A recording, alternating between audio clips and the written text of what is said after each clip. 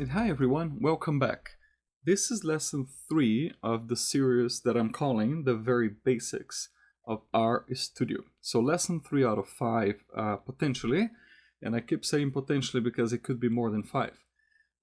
So a quick recap. What did we do in the first 2 lessons? In lesson 1 I showed you how to download R language and the RStudio, and also how to launch RStudio and perform some really basic things such as loading a built-in dataset that we have been using here. It's called MTCars, which comes with RStudio for training and practicing. So we did that in lesson 1. You can see my code up here. And then in lesson 2, we started looking into the structure of the dataset. How does the structure actually look like? And also how to look for the column names and the row names. So all of this was done in lessons 1 and 2. If you haven't seen it yet, make sure that you have a look at them so you can start from scratch with lesson 1 and build up to where we are right now. But if you're just watching this one specifically, again, I just brought in, I actually didn't bring it in because it's built in RStudio, but I'm just using this dataset here called MTCars to do some very basic functions, just to give you a little bit of a glimpse on what we can do in RStudio with a dataset. So I'm going to jump now into basic statistics from our dataset. So in line 17, once again, I'm using the hashtag to set this line as a markdown. In other words, this does not go into the code. This is just information here, a little bit of text to tell you and I what I am doing with this. So basic statistics from our dataset. Very simple to do in RStudio, and I don't have any library loaded up here. This is just the base, what they call the base RStudio functions.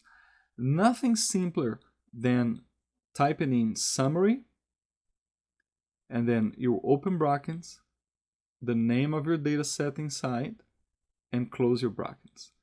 That's all you need to do for your very basic statistics on the data set. So enough talking, let's see how this works. I can either click here on the run button or I can hit Control Enter, and that is going to, that task is going to execute the code only for the line that I am in. So I'm in line 18, I'm going to run that line only. Run. So here you have it. In your console, I ran the summary on the data set. And if you've seen the other videos, we had these columns, right? We have the car models and then the columns, miles per gallon, cylinders, displacement, horsepower, etc. This is what it's called when you build a box plot. It's what's called the 5-number summary. Your minimum, your first quartile, your median, your mean, and then your third quartile and your maximum. In fact, the mean is not a part of what I just said, the 5-number summary. Sorry about that. The mean is just another measure of center of tendency, but in the formal box plot, you see the minimum, the first quartile, the median, the third quartile, and the maximum. However, this summary in RStudio does give you the mean as well. Now, you can see each column with the basic statistics. You can pretty much have a look at the descriptive statistics of each column by simply running the summary function. So this is pretty cool. It's very easy. RStudio is focused on statistical computing and statistical analysis, and I think the developers obviously wanted to do something simple, such as running the basic stats of a data set. So that's it for now. In further lessons, I will explore other things that we can do for other statistical testing, hypothesis testing using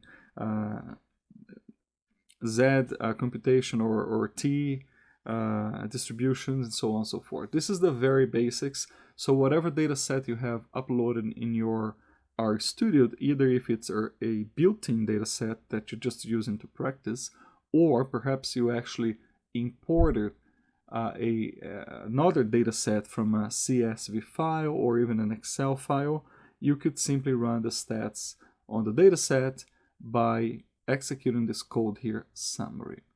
Okay, so the other thing I wanted to do in this lesson is to show you how to slice the dataset. So what is a slicing? What does a slice mean?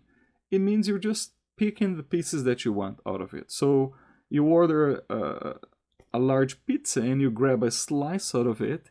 That's basically what you're doing in the dataset here. You're just saying, this is the entire dataset, that's my large pizza. I'm going to get a slice. I'm going to get a piece of it so I can do other things with that.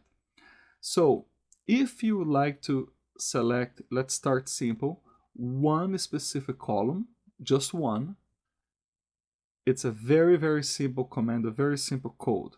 All you have to do is to type in the name of your dataset. In our example, again, it's the empty cars. Then you're going to use the $sign and then type in the slice that you want. What slice of the pizza do you actually want? So I'm going to go back here and actually type this so you can see the editor working live. So empty cars, right? $sign M.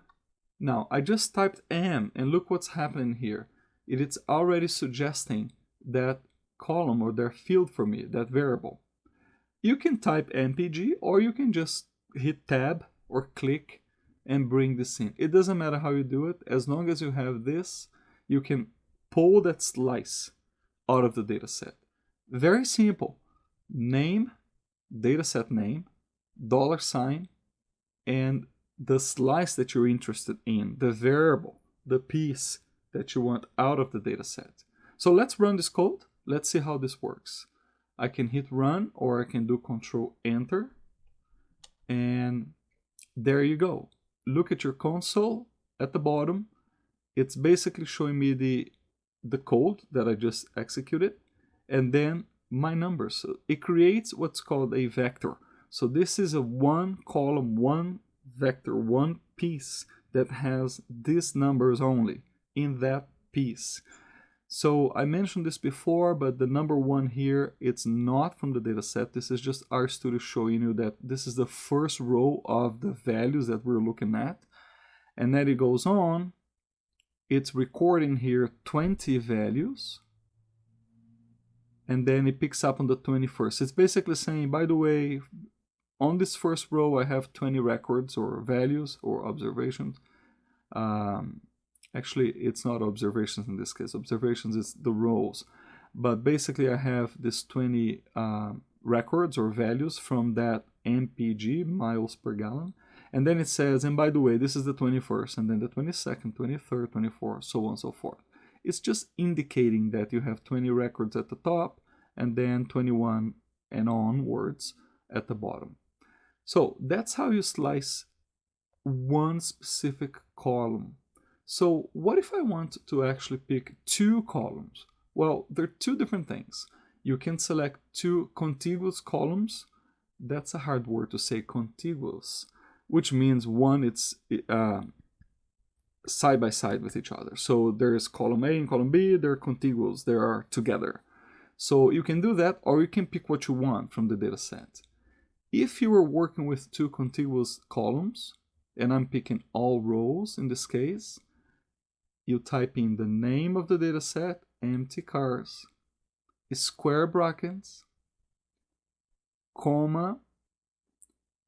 I read in books that this is a good practice to indicate that you want all rows. So you want 2 specific columns, but all the rows within those columns.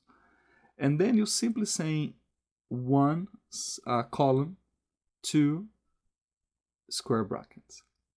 So you basically say in RStudio, go and grab column 1, column 2, and return those 2 columns to me with all the rows inside. So let's run this and see what we get out of it.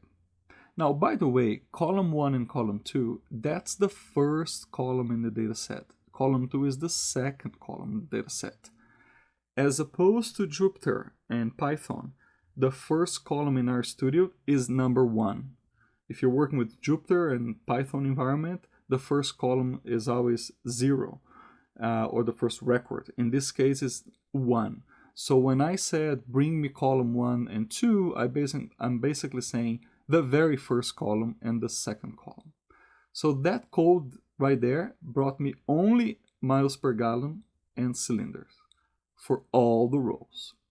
Now, what if I want to pick 2 columns that are not contiguous, are not together? You know, it's one here, the other one is over there. So you have a slice on this side and a slice on the other side, right? You're not eating the pizza, going around the pizza and eating each piece at a time continuously. You're actually picking one on the side and the other one on the other side.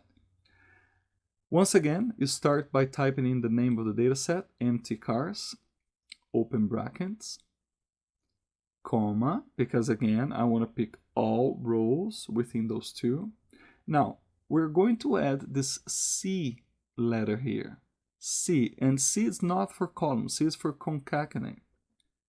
So I'm basically saying, go and grab column 2 and 4 and put them together. Concatenate them together. And that's how you actually pick 2 pieces apart and put them together. So again, in the first case, I'm simply saying between 1 and 2. So grab 1 and 2, 1, 2, 2, 1, column 2. So that interval, so to speak, column 1 and 2. And in the second case, I'm saying, no, I only want 2, skip 3, and bring me 4. Well, skip 1, bring me 2, column 2, which we know now it's cylinders. And then skip number 3, bring me 4. So let's see how that code runs. And here in my console, I knew already cylinders was column 2, right? And then column 4 has the horsepower. So same as before, but now I'm specifying. I want those 2 only. Car models, cylinders, horsepower.